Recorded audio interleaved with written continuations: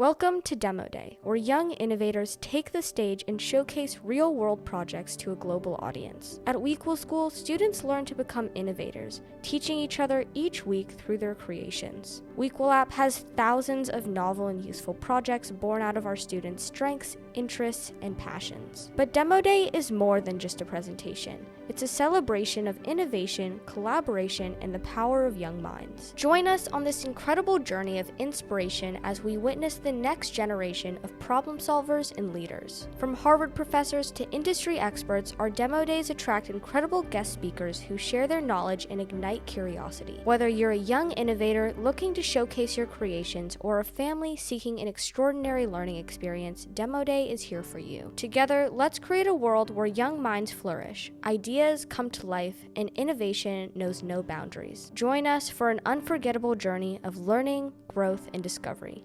Welcome to Demo Day. My name is Chloe, I'm 10 years old, and today I'll be presenting my project on how to turn your business idea into an actual business. So all of these, just a note is all of these steps are really useful for any kind of business, but the actual content inside those steps are generally specific to non-scaling businesses, but you can just use the actual meaning of the steps in scaling businesses as well. So the first step is to find your moat.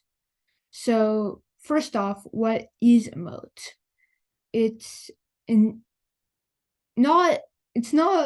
I'm not talking about the river that surrounds a castle.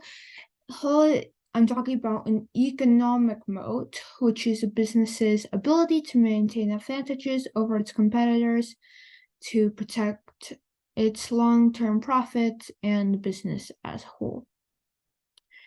An example of an economic moat is blue ocean versus red ocean. Red ocean represents an area of expertise where a lot of people, businesses are fighting and to take over that part of the ocean. Blue ocean is where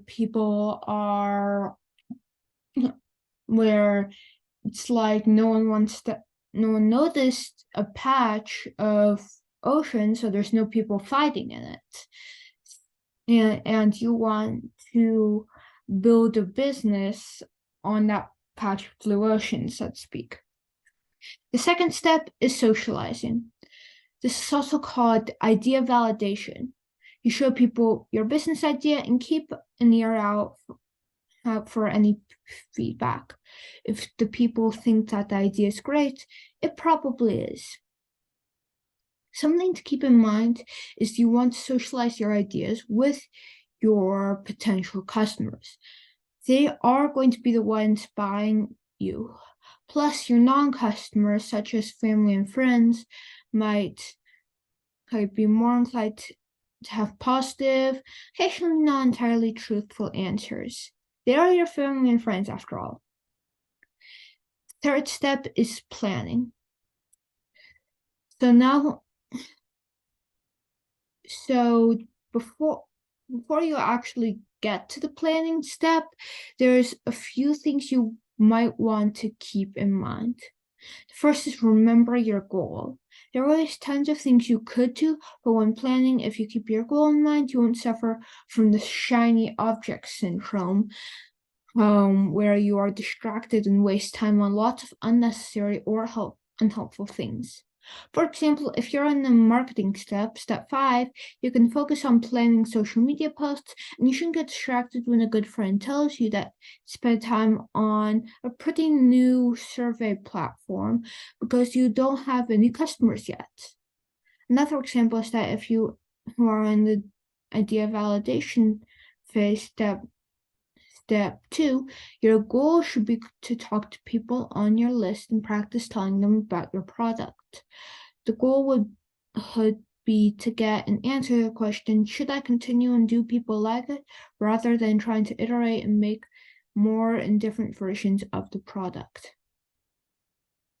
Step 4 is create your MVP. An MVP stands for minimum viable product, and it's basically your product starting point.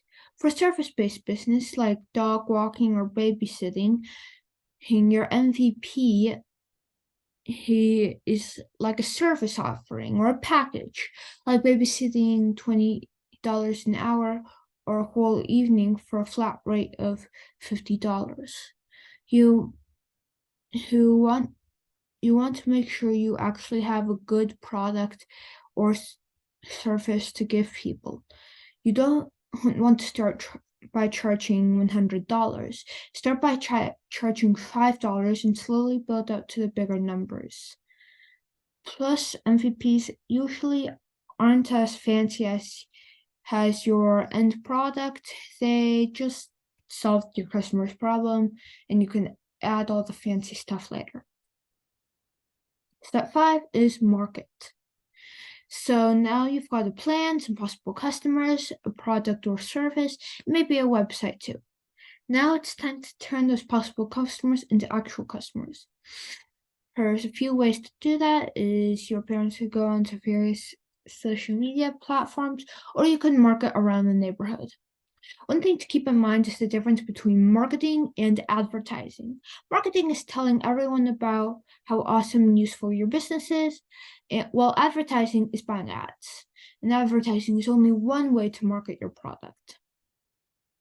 Step 6 is make money. Well, there's a lot of ways to define that, but the step involves creating a way to collect money. Sure, some people might pay you directly in cash. With things like subscriptions, people need to pay by credit card online.